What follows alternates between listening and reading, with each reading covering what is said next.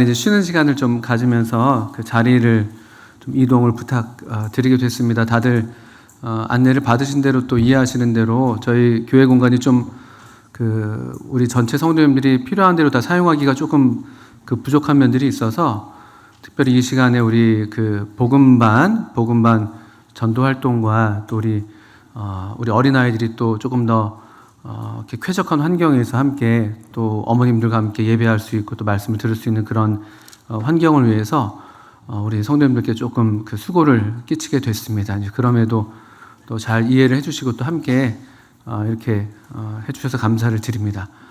또 좋기로는 3층에 자리가 제법 또 꽉 차 있습니다. 전에는 좀 약간 이제 뒤쪽에 이가 빠진 것처럼 좀 이렇게 듬성듬성 했었는데 아주 또 꽉 타이트하게 또 다 앉아 계신 것 같지는 않은 것 같아서 그나마 다행이다 생각이 듭니다. 좀 감사가 되고 또 함께 또 하나님 말씀을 같이 듣고 또 함께 하나님을 예배하는 그런 기쁨을 저희들이 또 계속 더 풍성하게 누리게 되기를 바라고, 또 어찌하든지 저희들이 이제 교회 모임들이 주님 안에서 더 규모가 있고 또 적당하게 계속해서 이렇게 운영이 될 수 있도록 또 함께 마음을 같이 해주시면 좋겠습니다. 우리 성경 요한계시록 15장 말씀 한번 펴주시겠습니까? 요한계시록 15장. 우리가 이제 지난 주간의 요한계시록 계속 읽어가고 있습니다. 지난 주간에 요한계시록 15장부터 20장을 저희들이 매일 한 장씩 읽어 오셨습니다.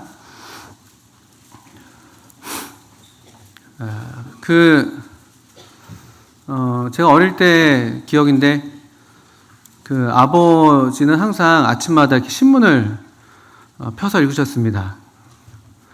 그리고 저녁 9시가 되면 항상 뉴스를 챙겨 보셨습니다. 어릴 때는 뭐 이렇게 신문에 뭐 재밌는 게 그렇게 있나? 또 옛날에는 신문이 이제 세로로 좀 너무 옛날인가요? 하여튼 세로로 돼 있었던 기억이 있고, 심지어 거기에 이제 한자가 섞여 있기도 했었습니다. 그래서 이렇게 아버지가 이제 그것을 이제 아침에 일찍 일어나셔서 이렇게 침을 발라가시면서 이렇게 종이를 넘기시면서 이렇게 읽으셨던 기억이 있고, 저녁에는 또 이렇게 뉴스를 꼭 챙겨보시면서 혀를 끌끌끌 이렇게 차기도 하시고, 그러면서 이제 보통 이제 정치, 경제, 국제 정세 이런 것들을 많이 이제 살펴보셨던 기억이 있는데, 어른들이 왜 그러시는지 잘 몰랐는데 저도 어떻게 말씀드려야 될지 모르겠지만 좀 나이가 제가 참 쉽지 않습니다. 제 나이가 여러 가지 항상 말씀드리지만 좀 이렇게 혼란스러울 때가 있습니다. 교회에서 이렇게 항상 어릴 때부터 저를 봐오셨던 어른들이 계시고, 저는 항상 이제 어린 그런 상엽이. 제가 보시는 것처럼 지금 이제 머리가 많이 벗겨졌거든요.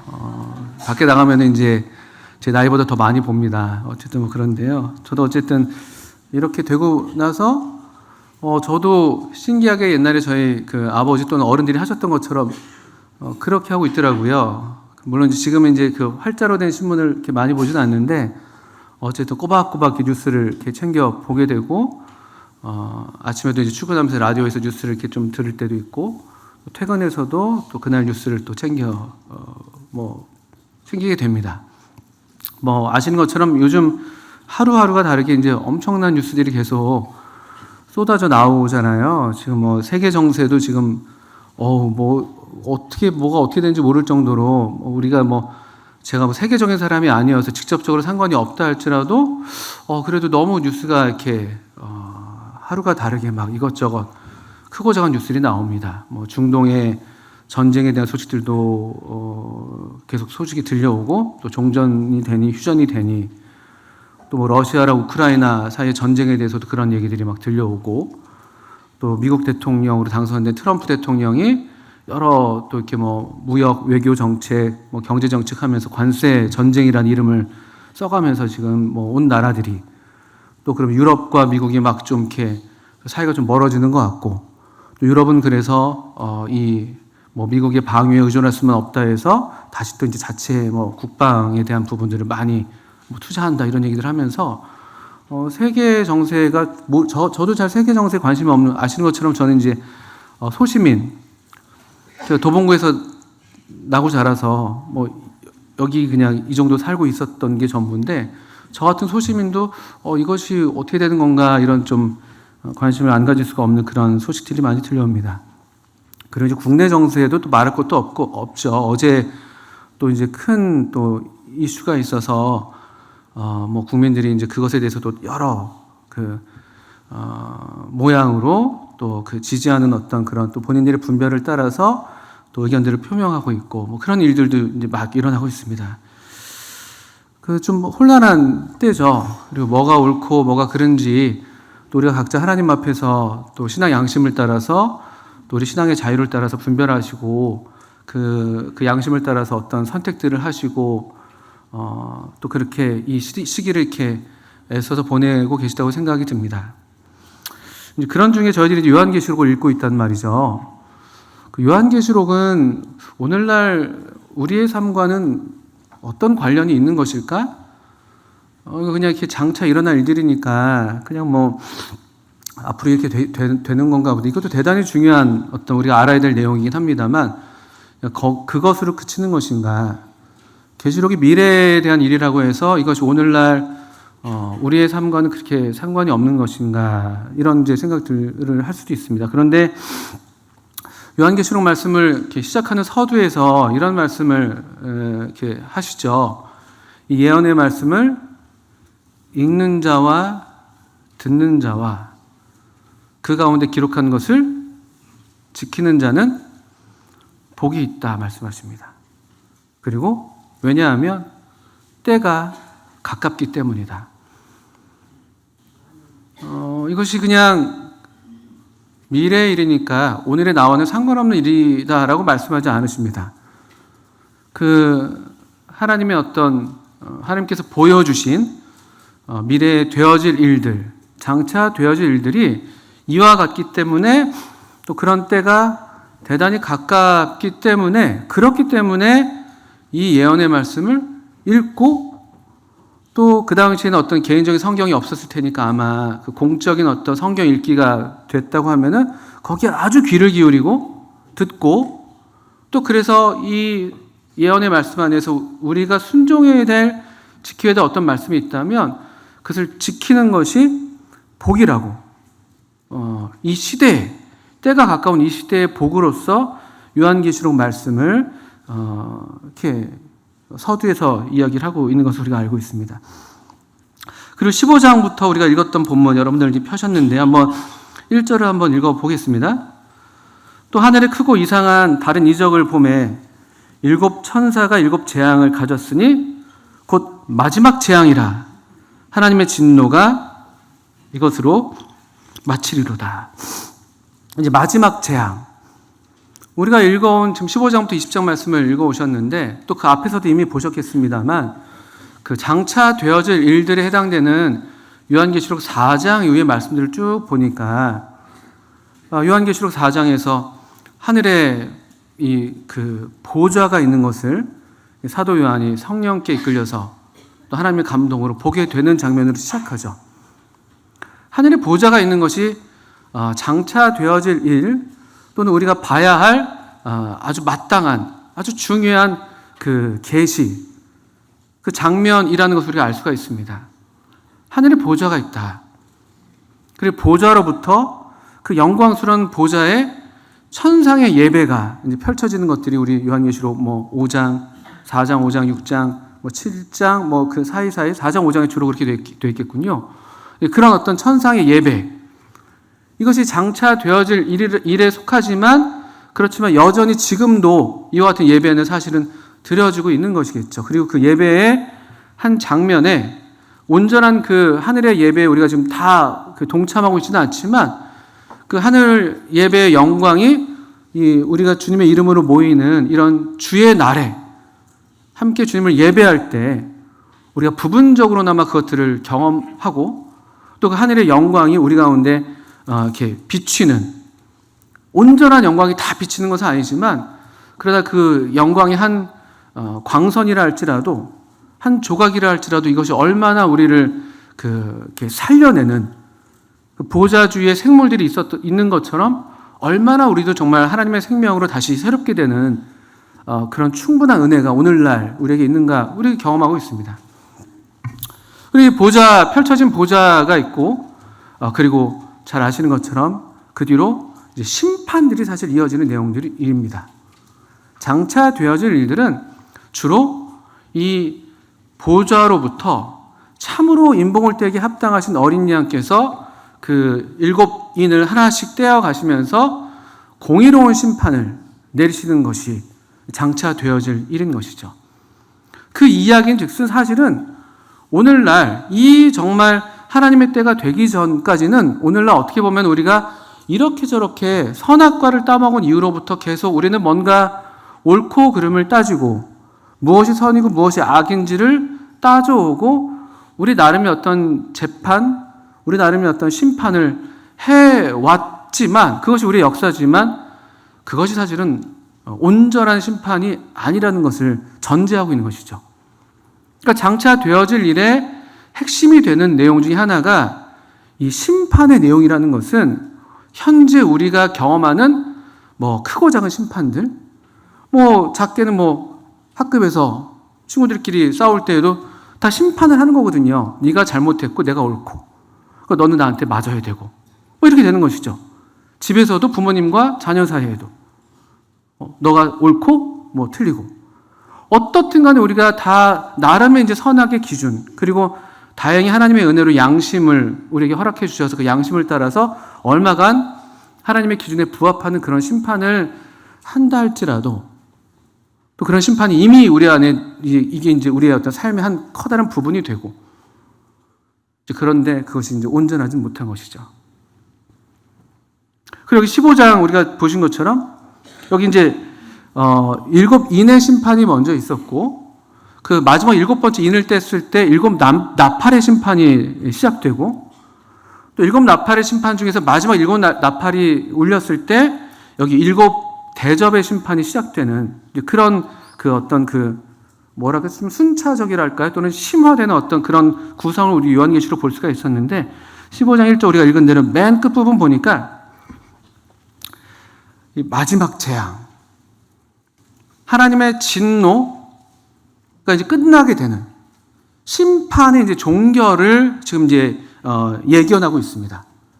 이 15장부터 우리가 읽어왔던 7대접의 심판, 7대접의 어떤 하나님의 진노는 이것이 이제 하나님의 최종적이고 마지막 심판으로서 지금 우리가 받게 되는 것이죠. 이게 주목할 만한 부분입니다. 우리는 다 아까 말씀드린 것처럼 우리가 그런 크고 작은 심판 속에서 때때로 올바른 심판을, 정의로운 심판을 경험하기도 하고 때때로는 불의한 판단을 경험하기도 합니다. 우리 여기 잠깐 손을 넣으시고 우리 전도서를 그 전에 읽었지 않겠습니까? 전도서에서 우리 삶에 우리가 하나님 떠난 또는 하나님과 이제 무관한 또는 그냥 우리 해 아래에서 우리 이제 인간 보편의 삶을 얘기할 때 하나의 우리 삶의 특징적인 부분을 전도서에서 이런 말씀을 하는 것들을 우리가 볼 수가 있는데요. 전도서 4장 16절 한번 보시겠습니까? 3장 16절이군요. 전도서 3장 16절. 이 전도자가 해 아래에서 사실 이 솔로몬이야말로 가장 지혜로운 어떤 그 왕, 또 지혜로운 재판을 하기로 유명한 그런 재판관에 위치해 있지 않았습니까? 그가 그 자신을 봐도 그렇고 세상을 봐도 그렇고 해 아래에서 그가 봤던 내용을 이렇게 요약하고 있습니다. 3장 16절인데요. 또 내가 해 아래에서 보건대 재판하는 곳 거기에도 무엇이 있다고 되어 있습니까? 악이 있어요. 또 정의를 행하는 곳 거기에도 악이 있습니다. 요즘 오늘날 우리 전국이 이 재판의 문제로 좀 대단히 혼란한 것이 사실이에요. 다 그 재판의 결과에 우리가 이제 그 귀추를 주목하고 있습니다. 어떤 쪽이 됐든 간에. 그래서 저는 우리 이런 그 시국에 이런 또 어떤 우리의 어떤 삶의 정세 가운데 하나님의 말씀은 이와 같은 일들에 대해서는 그럼 아무런 말씀을 안 하시는 것인가? 그냥 각자가 알아서 하면 된다고 하는 것인가? 아니면 이것이 옳다고 하나님이 말씀하시는 것인가? 이 소위 말해서 이제 정치는 우리 삶에서 대단히 중요한 부분이죠. 우리가 정치라는 제도 아래서 살고 있기 때문에 피할 수가 없습니다. 저는 그래서 오늘 지금 정치에 대한 말씀을 드리는 거예요. 그 정치의 중요한 정치 행위가 하나 이 재판, 심판의 행위죠. 근데 저는 우리들의 정치, 우리 해 아래에서 인간의 정치에 대한 말씀도 우리가 좀 살펴보겠습니다만, 그러나 우리가 관심하는 것은 우리가 하나님 나라의 백성이라면 우리가 하늘에 계신 우리 아버지여 이름이 거룩히 여김을 받으시오며 나라가 임하옵시며 라고 기도하는 하나님 나라의 백성, 하나님의 통치를 받는 사람들이라면 우리가 알아야 될 하나님의 정치, 하나님의 통치에 대해서 우리 계시록을 통해서 볼 수 있는 만큼 보기를 원하는 것입니다. 하나님이 심판하십니다. 우리도 재판하지만, 우리도 심판하지만 하나님이 심판하십니다. 또 이 심판 행위를 위해서 이런저런 우리가 이제 우리 허락된 제도 아래에서 허락된 어떤 행동 범위 안에서 이런저런 자신들의 의사를 표현할 수 있습니다. 그런데 흥미로운 건 우리 이 요한계시록에서 계속 본 하나의 패턴입니다. 7인의 심판, 그 봉인된 두루마리의 그 인을 떼는 그 심판이 펼쳐지기 전에 그 6장에 나오는 말씀이죠. 근데 4장과 5장에 나오는 그 말씀이 항상 먼저입니다.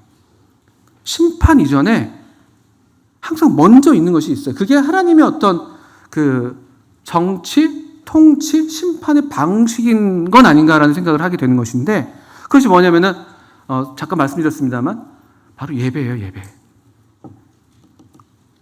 4장 5장에 7인의 심판이 있기 전에, 그 일찍 죽임을 단 어린 양이 인을 떼기 전에 사실 그 인을 떼기에 합당한 사람이 아무도 없었어요. 그래서 요한이 울어요. 그 공의로운 심판을 바라고 있는데 정말 치우침 없고 가장 공평하고 정의로운 심판에 대한 우리 갈망이 다 우리 안에 있잖아요. 그리고 그것이 직접적으로 나와 관련된 일이 아니라 할지라도 우리가 그런 불의에 대해서 뭔가 거부 반응이 있는 것이 우리가 다 우리 하나님의 형상대로 지어졌기 때문에 정의에 대한 갈망이 있습니다. 사도 요한은 그래서 울었어요. 이 인을 떼기에 합당한 자가 없어서, 그 자격이 없어, 그 자격을 갖춘 자가 아무도 없어서 울었습니다. 그리고 그때 울지 말라고 하면서 유대 지파의 사자가 이겼다. 돌아봤더니만 사자가 있어야 할 자리에 일찍 죽임을 당한 것 같은 어린 양이 서 있는 것을 사도 요한은 봅니다.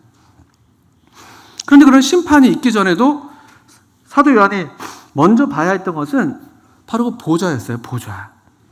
그리고 그 보좌를 가운데 중심에 둔 그 생물들과 24장로들과 수많은 천사들이 하나님을 예배하는 그 장면.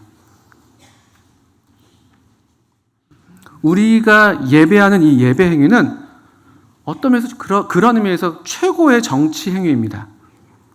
그 말은 무엇이냐면은 우리가 충성해야 돼.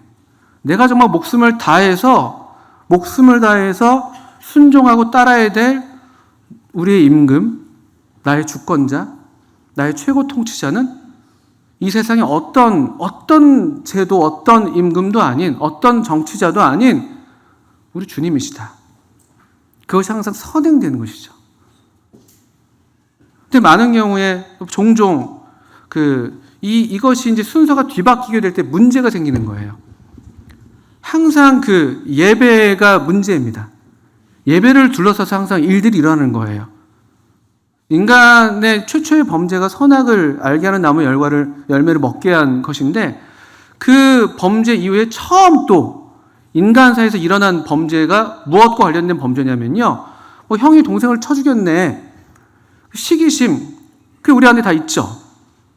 근데 그 시기심이 뭘 둘러싸서 일어났냐면요, 예배입니다. 예배. 제사. 아벨의 제사와 가인의 제사. 그냥 얘가 나보다 좀 잘났네, 이런 어떤 수준의 어떤 시기심 때문에 범죄가 일어난 게 아니에요. 예배를 둘러싼 지금 어떤 그 인간의 죄가 일어나는 거예요.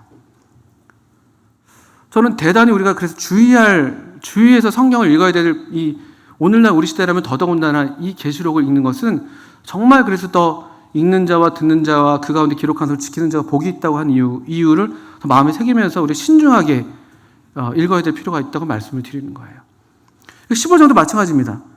하나님의 진노가 이제 맞춰지게 될 마지막 재앙을 지금 말씀하시는데 2절에 근데 그럼 심판이 빨리 돼야 되잖아요. 우리는 그 심판이 빨리 되기를 바라는 마음들이 더 빠릅니다. 예배보다. 때때로 그래서 우리는 예배의 자리를 박차고 나가서 어떤 모양이 됐든 어떤 행동을 하기를 더 그렇게 할 경우들이 더 있기도 하는 것이죠. 어디론가요? 무엇인가 해야 될 것 같은데 이 정의를 위해서 뭔가 내가 해야 될 것 같은데 근데 예배는 너무나 아무것도 안 하는 것 같은 것이죠. 너무 무관한 것 같은 것이죠. 뭐가 됐든 간에 어느 쪽에서 보든 간에 그렇지만 15장 2절을 이어서 보시면 마지막 이 재앙 하나님의 진노가 이것으로 마치리로다 한 다음에 바로 재앙 하나님의 진노가 펼쳐지지 않습니다. 앞에서 우리 4장 5장과 6장의 패턴이 그랬던 것처럼 2절을 보시면 또 내가 보니 불이 섞인 유리바다 같은 것이 있고 짐승과 그의 우상과 그의 이름의 수를 이기고 벗어난 자들이 유리바다 가에 서서 하나님의 검은 고를 가지고 하나님의 종 모세의 노래 어린 양의 노래를 불러 이르되 주 하나님 곧 전능하신 이시여 하시는 일이 크고 놀라우시도다. 만국의 왕이시여 주의 길이 의롭고 참되시도다. 주여 누가 주의 이름을 두려워하지 아니하며 영화롭게 하지 아니하오리이까. 오직 주만 거룩하시니이다. 주의 의로우신 일이 나타났음에 만국이 와서 주께 경배하리이다 하더라. 여기 7 마지막 그 심판 하나님의 심판인데 그 거룩하신 하나님의 심판이 그 집행되는 것이라 할지라도 이 하나님을 향한 예배 노래가 먼저 지금 또 펼쳐지고 있는 것을 보게 됩니다. 누가 예배하고 있는가 봤더니만 2절에 보신 것처럼 짐승과 그의 우상과 그의 이름의 수를 이기고 벗어난 자들. 우리 13장 14장에서 13장에서 특별히 그 짐승에 대한 말씀을 우리가 읽을 수 있었습니다. 그 이마나 그 손에 표를 받게 해서 매매를 못하게 하는 또 많은 사람들로 하여금 그 짐승에게 경배하게 하는 어떤 그런 적그리스도 그런 어떤 세력. 그러니까 다른 말로 하면은 주님께서 다스리셔야 되는데 주님이 아닌 나에게 절하라, 나에게 굴복하라, 내 통치를 받아들이라는 그런 종류의 세력이 되는 것이에요. 그것을 거부한 어떤 종류의 사람들. 그래서 그들은 사실은 목배임을 당하기도 하고 우리 13장에서 보시는 것처럼 또 매매를 할 수 없게 되기도 하고 이런 어떤 불이익을 당하면서까지도 하나님께 충성을 서약한 또 충성했던 그들이 노래를 부르고 있는 것이에요. 그들만큼 하나님의 심판이 빨리 그 집행되기를 바라는 사람들도 없었을 텐데 얼마나 불의한 일을 당한 거예요. 얼마나 불공정한 시스템에 희생당한 겁니까? 내 신앙의 양심과 자유를 위해서 나는 표를 받지 않겠어 라고 했는데 그것 때문에 매매를 하지 못하게 되고 또 그리고 목배임을 당하게 되기도 하고 그런 일들을 당했거든요. 근데 그런 자들이 이 심판을 목전에 두고 이제 하나님을 노래하는 하나님의 검은 고를 가지고 있습니다.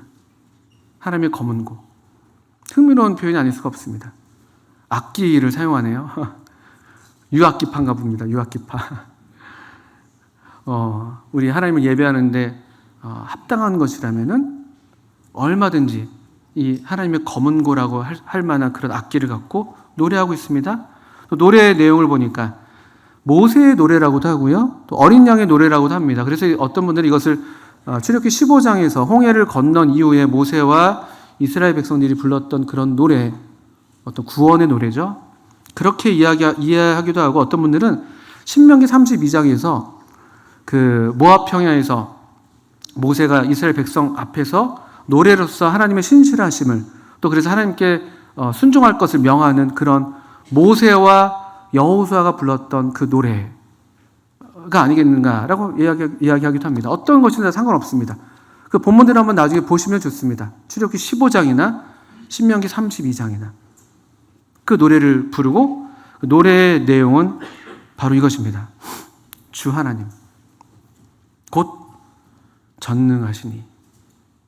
하나님은 전능하시다. 언뜻 보면 전능하지 않아 보이셨죠?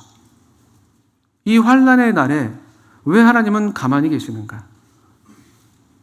이 환난의 날에 우리를 보호하실 능력이 없으신가? 또 좋아, 차라리 이 환난이 하나님께서 허락하신 것이라면 내가 견딜 수 있어. 그런데 왜 하나님은 이 공의로운 심판을 지연하시는가? 왜 하나님은 심판하지 않으시는가? 하나님은 능력이 없으신가? 하나님이 이 세계의 어떤 왕들에 비해서 좀 힘이 부족하신 건가? 그렇지 않다는 것이에요. 그런 생각이 혹여라도 들었을지 몰라도 이 순간에 그들의 눈이 열렸을 때 그들은 하나님을 뵈면서 하나님은 참으로 전능하시다. 그리고 그분은 3절에 보시는 것처럼 또 후반부에 만국의 왕이시다. 그분만이 정말 만국의 왕이시다라는 것이죠.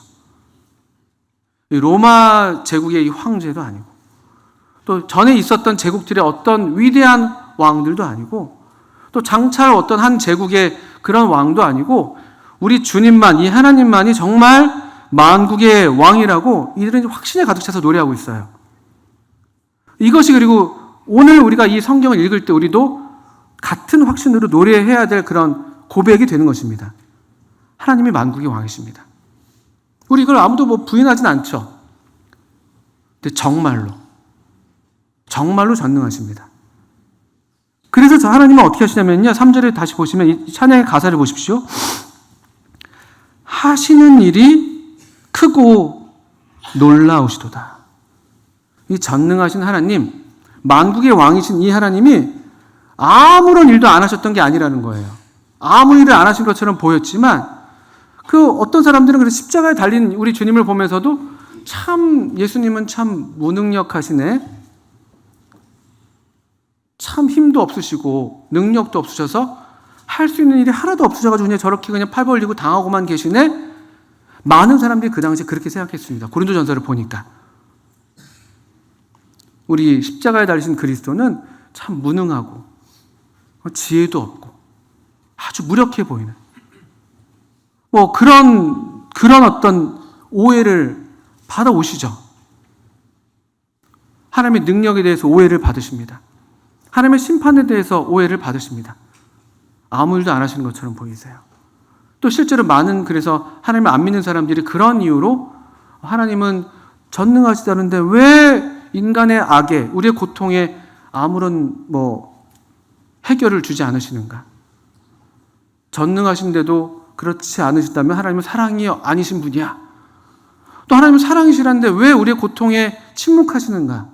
왜 우리 이 세상에서 일하는 이 악에 대해서 아무런 행동을 하지 않으시는가? 하나님은 선하실지 몰라도 능력은 없으실 거야.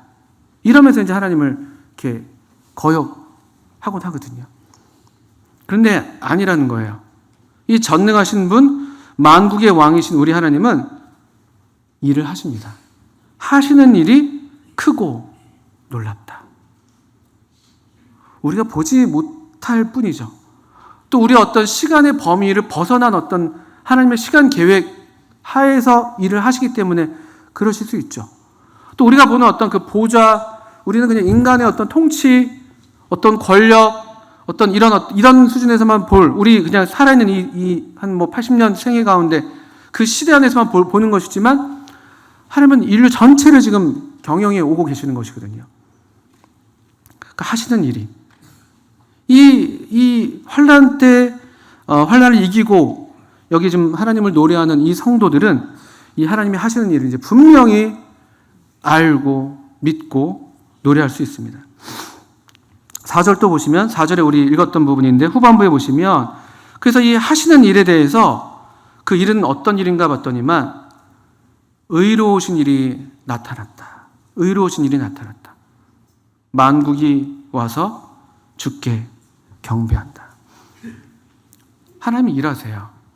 전능하신 하나님이 우리가 보고 있는 이 신문지, 우리가 접하고 있는 뉴스에 훨씬 더 크고 넓게 하시는 일이 크고 놀라우시고 의롭게 하나님은 일을 하십니다. 특별히 인간 제국에 대해서, 우리 인간의 정치에 대해서 하나님이 직접적으로 관여하십니다. 우리 그 어디서 볼 수 있냐면요. 여러분 다니엘서 한번 여기다 손 넣으신 다음에 다니엘서 2장 말씀을 좀 펴보시죠.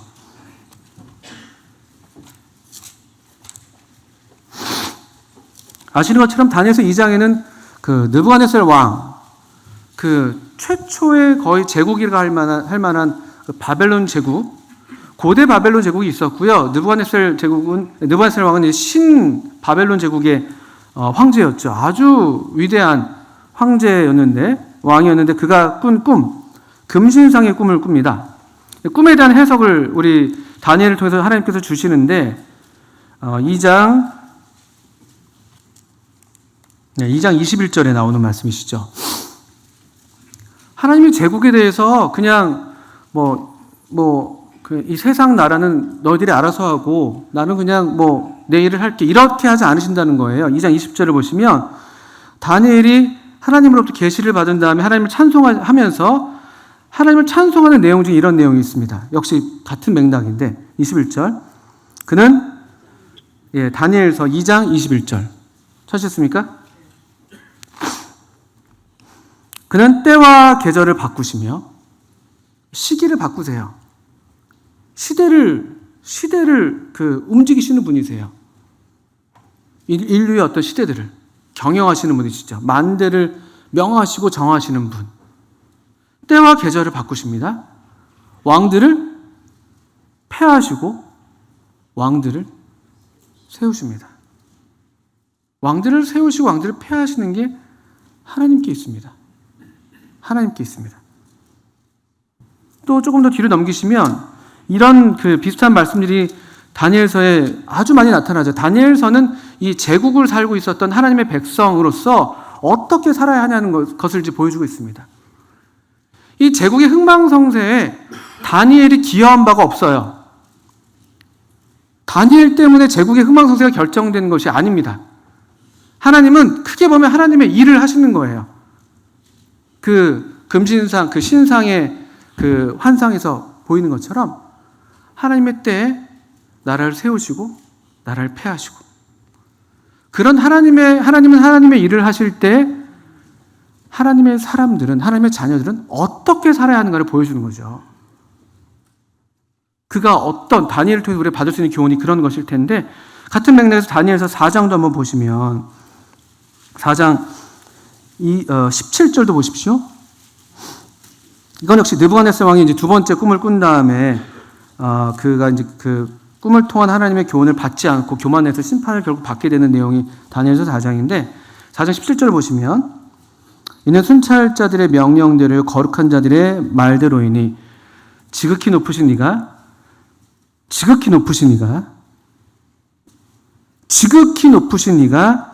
사람의 나라를 다스리시며 자기 뜻대로 그것을 누구에게든지 주시며 또 지극히 천한 자를 그 위에 세우시는 줄을 사람들이 알게 하려 함이라 하였느니라.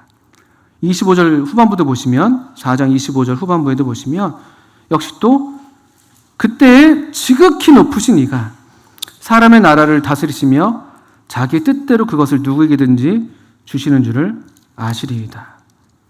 32절에도 지극히 높으신 이가 중반부 이후에 사람의 나라를 다스리시며 자기의 뜻대로 그것을 누구에게든지 주시는 줄을 알기까지 이르리라 하더라. 지극히 높으신 분이 계셔서 우리의 시야가 거기 가닿지를 못하는 것이죠. 성령으로 감동되지 않고서는 또 우리가 그래서 하늘로 올려지지 않고서는 우리의 심령이 이 하늘 보좌를 보기가 참 어렵습니다. 그래서 우리는 우리의 뜻대로 우리의 바람대로 왕들이 서야 되고 패해야 된다고 생각하는 것이에요. 근데 성경은 아주 단호하게 말씀하세요. 그 일은 하나님이 하시는 거다. 그 일은 하나님이 하시는 것이다. 다만 유배지에 살고 있는 나그네와 거류민과 같은 삶을 살고 있는 우리들은 그럼 어떤 삶을 살아야 할 것이냐. 첫 번째 우리가 이 계시록을 통해서 본 것처럼 이 하나님을 성령님으로 뵙고 이 하나님을 예배하는 거예요. 그리고 이 하나님께 충성을 다한다. 이 지극히 높으신 분, 만국의 왕, 전능하신 분께서 행하시는 그 일을 믿는 믿음으로 우리는 그분을 예배하고 그분께 우리 다시 충성 맹세를 그분께만 하는 것이죠. 그분께만. 그게 우리 예배에서 우리가 드리는 고백들입니다. 이것 외에 있지 않습니다. 또 우리 다시 계시록으로 돌아오셔서 계시록 이제 그 15장 우리 앞부분을 좀 읽었었는데요. 16장도 좀 더 보시면 그래서 실제로 이 마지막 심판 하나님의 7대접 심판이 차례대로 진행이 됩니다. 그런데 그 심판의 내용들 중에서 군데군데 이런 일종의 이거는 이 심판을 집행하는 천사들이 하나님이 시키지 않았는데 그들 마음껏 터쳐나오는 어떤 그런 예배와 간증의 고백들이 중간중간에 나와요. 모든 천사들이 다 그렇게 하는 게 아니지만 어떤 천사는 그렇게 합니다. 이를테면 16장 2절 이후로 보시면 첫째 천사가 대접을 땅에 쏟았습니다. 3절엔 둘째 천사가 대접을 바다에 쏟았습니다. 셋째 천사가 그 대접을 강과 물 근원에 쏟았습니다.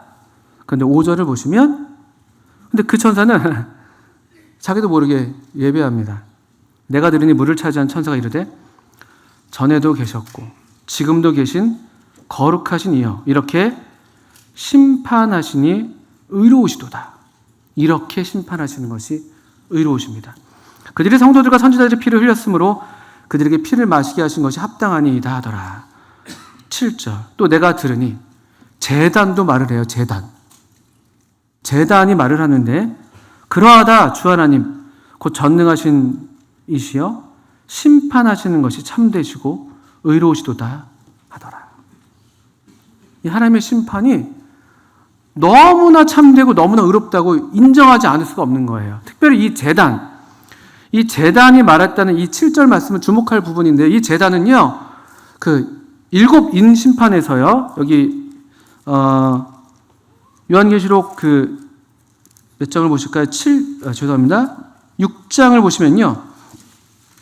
이 앞에 잠깐 6장을 보시면 이 제단이 말을 한다는 것은 6장 9절에 요 우리 다섯째 인의 심판을 떠올리게 하는 그런 말씀입니다. 제단이 실제로 어떻게 말을 합니까? 그게 갑자기 입이 있어서 말하는 게 아니라 여기 6장 9절을 한번 보시면 다섯째 인을 떼실 때 내가 보니 하나님의 말씀과 그들이 가진 증거로 말미암아 죽임을 당한 영혼들이 제단 아래에 있다 이렇게 되어 있습니다. 제단 아래에 이 환난 때 죽임을 당한 그 영혼들 하나님의 말씀을 지키고 또 그들이 가진 그 증거 때문에 그 간증 때문에 이 짐승에게 경배할 수가 없잖아요. 그래서 죽임을 당했던 그들의 영혼들이 제단 안에서 부르짖고 있어요. 부르짖는 내용이 뭐냐면 10절을 보시면 큰 소리로 불러 이르되 거룩하고 참되신 대주제여 땅에 거하는 자들을 심판하여 우리 피를 갚아주지 아니하시기를 어느 때까지 하시려나이까. 그들은 지금 아주 간절한 마음으로 지금 심판을 부르짖고 있었던 거예요. 뭔가 하나님의 불의하다고 여기지고 있는 것이죠. 도대체 어느 때까지입니까? 왜 심판하지 않으십니까? 왜 하나님은 가만히 계세요? 우리에게 알려주세요. 뭐가 옳고 뭐가 그른지. 언제까지입니까? 이렇게 지금 부르짖고 있었어요. 그 제단 아래 영혼들이. 그때 11절에 그 대답이 이런 대답을 주셨던 것이죠. 각각 그들에게 흰 두루마기를 주시며 이르시되 아직 잠시 동안 쉬되 그들의 동무종들과 형제들도 자기처럼 죽임을 당하여 그 수가 차기까지 하라 하시더라. 좀만 더 기다리라고 말씀하셨던 거예요. 아직 수가 더 차야 돼. 하나님의 정하신 수가 있네요. 그들이 당한 일만 봐서는 너무나 이것이 부당한 일이고 그들 자신만의 어떤 부당함 때문만은 아니겠죠. 하나님의 이름이 욕보임을 당하고 하나님을 믿는 사람들이 부당한 일들을 당하고 이거 얼마나 이것이 참 옳지 않습니까? 전능하신 하나님이 우리 편이신데 그래서 울부짖었는데 하나님께는 하나님의 수가 또 있었던 거네요. 정한 수가 차기까지. 이런 말씀이 있었습니다. 그리고 여기 16장에 와서 이 셋째 천사가 그 심판할 때 그때 이 제단 아래에서 이 부르짖었던 이 영혼들이 이 하나님을 좀 인정하는 것이에요. 주 하나님. 우리 16장 7절을 다시 보시면 그러하다 주 하나님 곧 전능하신 이시여 심판하시는 것이 참되고 의로우시도다. 모두가 다 하나님을 인정하게 돼요. 결국은 다 그렇게 됩니다. 하나님께는 이 심판의 권세가 있으시고 하나님만이 유일하게 어디 한쪽에 치우치지 않는 공의로운 판단을 하시는 분이시고 그분이 심판하실 때에는 어느 누구도 의롭지 않다고 할 그런 입술이 없습니다. 또 모든 입술이 이 예수님을 주로 심판자로 시인하게 됩니다. 요한계시록 20장을 보게 되면은 크고 흰 보좌 앞에 책들이 펼쳐지면서 거기서도 또 이 공의로운 심판이 펼쳐집니다. 하나님은 심판주로 지금 요한계시록에서 계속 묘사가 되고 있는 것이죠. 저는 이것이 이 진리가 우리가 이 진리에 대해서 아무도 의심하지 않아요. 아무도 우리가 이것에 대해서 이의를 달지 않습니다. 그런데 조금 더 주의를 기울여서 이 하나님 말씀 요한계시록이 보여주는 대로 우리가 이 말씀을 주의 깊게 읽고 또 할 수 있는 대로 여기 이 말씀을 따라서 우리가 지켜야 될 것들을 지켜내는 것이 그래서 이 시대에는 복이 있는 것이에요. 제가 믿기로는 그렇습니다. 하나님을 더 깊이 예배하는 것. 하나님의 보좌를 더 가까이 하는 것.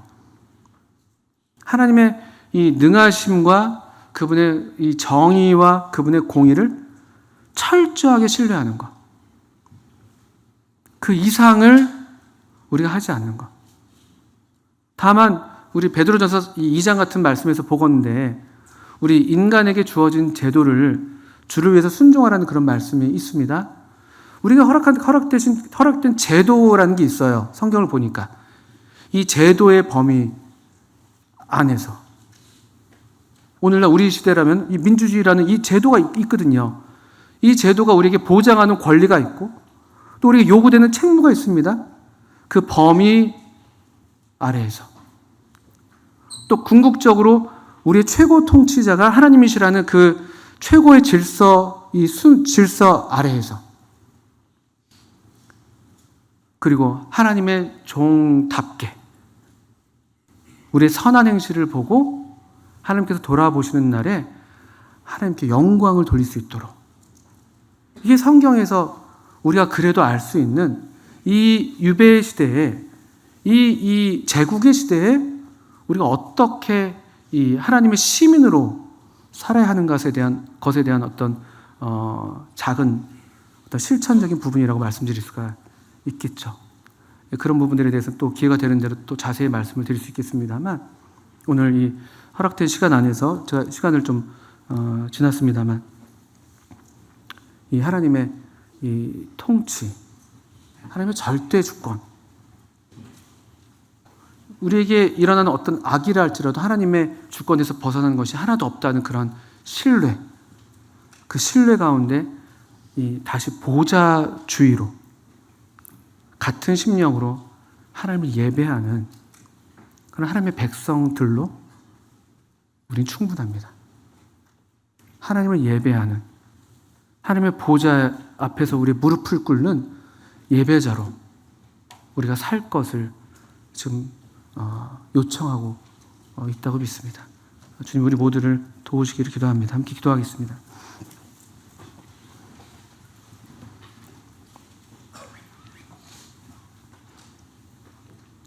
아버지 하나님, 저희들이 참 다 알 수 없는 하나님께서 행하시는 일들이 있습니다.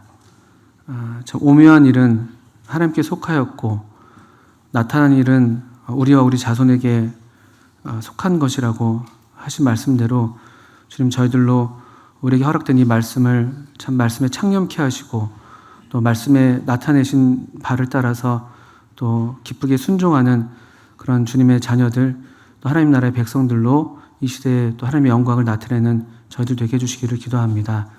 주님께 저희 자신을 의탁드리며 예수님의 이름으로 하나님 아버지께 기도합니다. 아멘.